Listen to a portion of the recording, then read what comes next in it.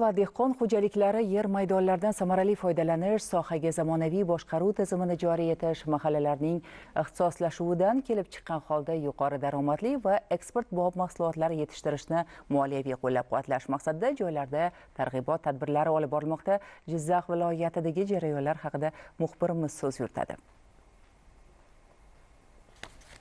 Tomorqa yer egalari va dehqon xo'jaliklari faoliyatida zamonaviy tashkiliy tizimni joriy qilish va moliyaviy qo'llab-quvvatlashning qo'shimcha chora-tadbirlari to'g'risidagi Prezident farmonida aholi tomorqalari va dehqon xo'jaliklaridagi yer maydonlarini to'liq xatlovdan o'tkazish va ularda yetishtirilayotgan qishloq xo'jaligi mahsulotlari hisobotini yuritish, shuningdek, onlayn mahalla platformasida aniq va batafsil ma'lumotlar bazasini shakllantirish shartlari ko'rsatib o'tilgan. 3 kun davomida Jizzax viloyatining qator tumanlarida bo'lib, yangilangan amaliyot samarasini targ'ib etish maqsadidagi seminar uchrashuvlarida farmonning nazariyasi va amaliyotdagi imtiyozlar, yengilliklar to'g'risida ham ma'lumotlar berildi.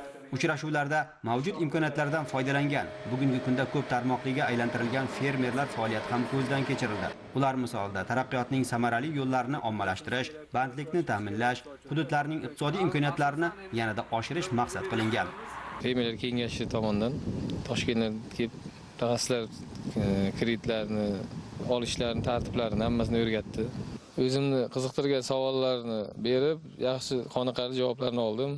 2022-yil Fermer kengashi tomonidan 325 million kredit olib, qishloq xo'jaligida ishlatiladigan texnika sotib oldim. 4 ishchi o'rin yaratdik unda. Endi xudo xolasa yana imtiyozli kreditlardan olib, kengash hisobidan xaladenlik, yana uzumzorlarni ko'paytirish, yana yangi bog'lar barpo etishni harakat etamiz.